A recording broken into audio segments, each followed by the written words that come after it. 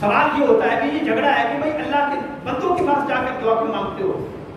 وہ تو کہتا ہے نحن اقرب الیہ من حبل الورید، میں بندے کی شاخ سے بھی زیادہ قریب ہوں، اجیب دعوت الداعی اذا دعان، مجھے پکارنے والا جب بھی پکارتا ہے اس کی پکار کو سنتا ہوں۔ تو ان بندوں کے پاس، نیک بندوں کے پاس جا کر دعا مانگنا کہاں سے آ گیا؟ لہٰذا یہ شرک ہے۔ وہ کہہ دیتے ہیں یہ بدعت ہے، شرک ہے، یہ خدا کا غضب اپنے اوپر لانے کی مترادف ہے، یہ خدا کو ناراض کرنے کی مترادف ہے۔ بھئی یہ اگر شرک ہوتا، یہ بدعت ہوتی تو زکریا علیہ السلام وہاں جا کر ایک تحرک لیتے کہ بے موس میں کھا لیں، بے موس کی اولاد ہو سکتی ہے، لہٰذا واپس آتے، مسجد جاتے، وہاں جا کر دعا مانگتے، گھر جا کر کمرے میں دعا مانگتے، پہر گاہ میں جا کر دعا مانگتے، تنہائی میں مانگتے، رات کے پچھلے پہر مقبول وقت میں مانگتے، کسی اور وقت کا انتخاب کرتے، خاص جگہ کا انتخاب کرتے۔ زکریا علیہ السلام نے نہیں کیا ایسا۔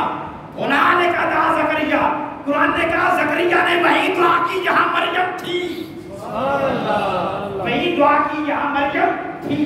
اور مریم علیہ السلام اللہ کی نبیہ نہیں ہے، اللہ کی ولیہ ہے۔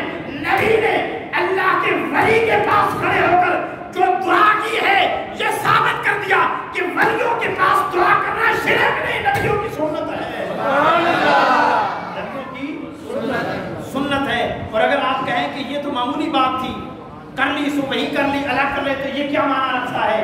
بھئی اگر الگ کر لی وہی کر لی، اگر کوئی خاص فرق نہ پڑتا پھر اللہ عید کا ذکر یہاں سے کرتا، دعا زکریا ربہ، وہ جو سب کچھ دیکھ لیا تھا نا، ذکر یہاں سے ہوتا، دعا زکریا ربہ، زکریا نے رب سے دعا کی، ہنالک وہاں کی، یہ ذکر کرنے کی ضرورت ہی نہیں تھی۔ وہاں کرنے اور نہ کرنے میں فرق نہ پڑنا ہوتا، اور فرق نہ پڑتا اور کوئی آگے اللہ بحثت کروے نہ کرنا چاہتا، ہنالک لگایا کیوں؟ صرف کہہ دیا جاتا کہ اللہ کے بندے نے دعا کی، کوئی سوچتا گھر میں آ کر کی ہے، جگہ کا تعین نہیں، مصلے پہ کی ہے، جگہ کا تعین نہیں، غار میں کی ہے، جگہ کا تعین نہیں۔ اللہ نے جگہ کا تعین کر کے اللہ نے اپنی مریم کی مقام کو اجاگر کر دیا، اور مریم ولیہ ہے، مریم ولیہ کے صدقے سے آنے والی ولیوں کے مقام کو واضح کر دیا کہ ان ولیوں کو معمولی نہ سمجھا کرو، ان کے پاس جا کر دعا کرنا نبی کی سنت ہوتا ہے۔ اور یہاں پہ ایک مغالطہ نہ آ جائے ذہنوں میں، مت سمجھے کہ یہ نبی کا مقام کم ہو گیا جو ولی کی بارگاہ میں دعا کی۔ بھئی نبی کا مقام ولی سے کم نہیں ہو سکتا، وہ نبی بلند ہے۔ یہ جو خاص اس جگہ پہ دعا کروائی جا رہی ہے، یہ مقام کی بات نہیں، کم بڑے ہونے کی بات نہیں۔ نبی کا کام اپنے لیے نہیں ہوتا، نبی کی زندگی اوروں کے لیے اسوہ دے رہی ہوتی ہے، نمونہ دے رہی ہوتی ہے۔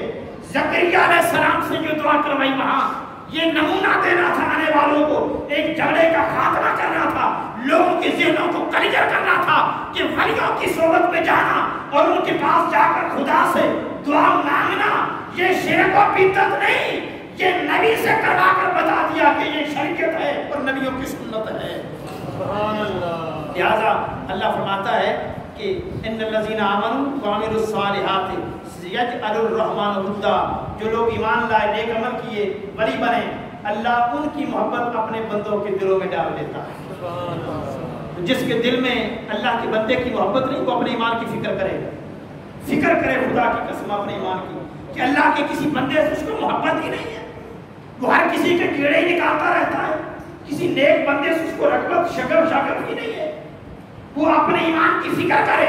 اللہ نے اس کو اپنے بندوں میں شامل کیا ہی نہیں، اگر کیا ہوتا تو اپنے نیک بندے کی محبت اس کے دل میں بھی ڈال دیتا۔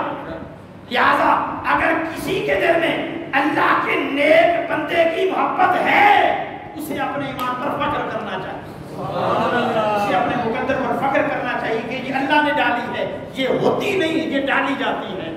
دعا ہے اللہ جل مجدہ عمل کی توفیق عطا فرمائے۔ یہ